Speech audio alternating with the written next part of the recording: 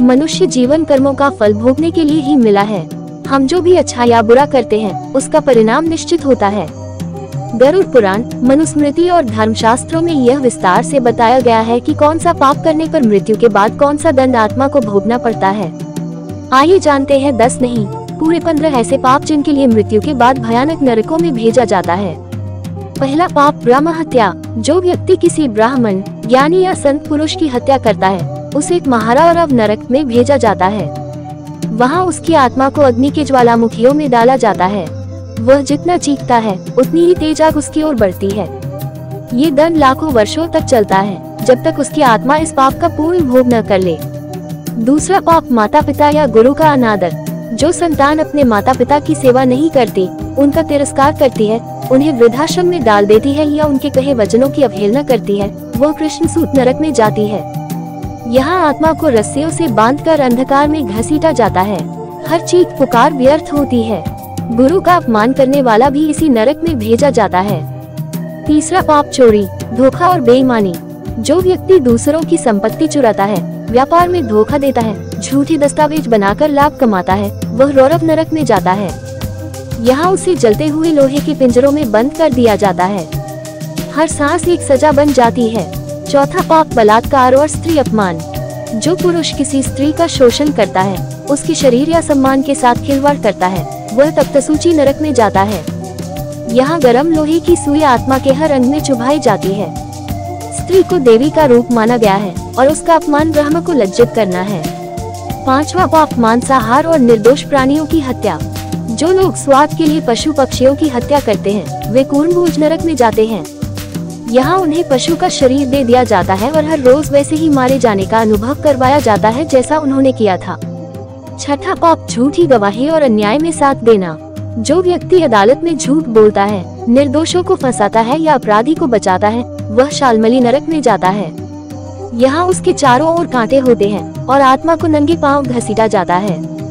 सातवां पाप व्यभिचार। विवाह के बाहर संबंध बनाना, पराई स्त्री पर दृष्टि डालना, चरित्रहीनता का आचरण करना, ये व्यभिचार है। ऐसे लोग सम्मुख नरक में जाते हैं। वहाँ आत्मा को अग्नि की जलती हुई नदियों में डुबोया जाता है। आठवां पाप धार्मिक स्थलों और ग्रंथों का अपमान। जो लोग मंदिरों को अपवित्र करते हैं, पवित्र ग्रंथों को जलाते हैं या देवी देवताओं का अपमान करते हैं, उन्हें अंधत्मस नरक में भेजा जाता है। यह ऐसा नरक है जहाँ रोशनी नाम की कोई चीज नहीं। आत्मा एक अनंत अंधकार में भटकती है जहाँ न ध्वनि है न आशा।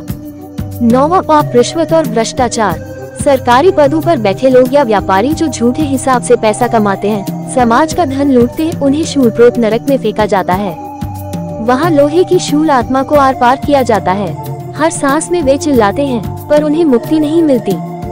10वां पाप आत्महत्या। जो लोग आत्महत्या करते हैं वे सीधे प्रेत योनि में जाते हैं। उनकी आत्मा मृत्यु के बाद भी जीवित रहती है, लेकिन वह शांति से विदा नहीं हो पाती। वह भटकती है, बार बार उसी मृत्यु को अनुभव करती है। 11वां पाप शराब पीना और व्यसन। जो लोग नशे में रहते हैं, शराब पीकर घर तोड़ते हैं, हिंसा करते हैं या अपवित्र कर्म करते हैं, वे मद्यप नरक में जाते हैं। यहाँ उन्हें जहर पिलाया जाता है और शरीर को भीतर से सड़ने का एहसास कराया जाता है। 12वां पाप पर निंदा और झूठा प्रचार। जो लोग दूसरों की बुराई करते हैं, झूठ फैलाते हैं, अफवाहें उछालते हैं, वे विदप नरक में जाते हैं। वहाँ उनकी आत्मा को उल्टा लटकाया जाता है और गंधयुक्त कीचड़ में डुबोया जाता है। 13वां पाप अभक्ष्य भोजन खाना। जो लोग जानबूझकर झूठा, अपवित्र या मांसाहारी भोजन करते हैं, उन्हें लोहशंकु नरक में डाला जाता है। यहाँ गरम लोहे की छड़ आत्मा के मुंह में डाली जाती है और स्वाद इंद्रिय को जला दिया जाता है। 14वां पाप जरूरतमंद की मदद न करना। जो व्यक्ति भूखे को भोजन नहीं देता, बीमार की मदद नहीं करता या अपने पास होने के बावजूद दूसरों की सहायता नहीं करता, वह हर्ष नरक में जाता है। वहाँ आत्मा को बार बार गिराया और उठाया जाता है, हर बार और पीड़ा के साथ। 15वां पाप धर्म का मजाक उड़ाना और नास्तिकता फैलाना। जो व्यक्ति धार्मिक भावनाओं का मजाक उड़ाता है, आस्तिकों को मूर्ख कहता है और अपने को ही सर्वश्रेष्ठ मानता है, वह अविची नरक में जाता है। ये सबसे भयंकर नरक है जहाँ पीड़ा कभी रुकती नहीं। हर पल नया दंड दिया जाता है बिना किसी विराम के। अब सवाल उठता है, यदि हमसे कभी कोई पाप हो गया हो तो क्या उसका कोई उपाय है? उत्तर है हाँ। सच्चे मन से पश्चाताप, दान, सत्संग, भक्ति और सेवा के द्वारा पाप कम हो सकते हैं। ईश्वर दयालु हैं। अगर आपने गलती से भी कोई पाप किया है और अब आप अपने जीवन को सुधारना चाहते हैं तो आज से ही सेवा का रास्ता अपनाइए। माता पिता की सेवा कीजिए, गायों को चारा दीजिए, गरीब को भोजन दीजिए और सबसे जरूरी कभी भी किसी का दिल मत दुखाइए, क्योंकि कर्म का लेखा जोखा कोई नहीं रोक सकता। आप आज जो कर रहे हैं वही कल आपके साथ होगा। इसलिए हमेशा सच्चाई, धर्म और करुणा के मार्ग पर चलिए। यही जीवन का असली उद्देश्य है। जय श्री राम, जय सनातन धर्म।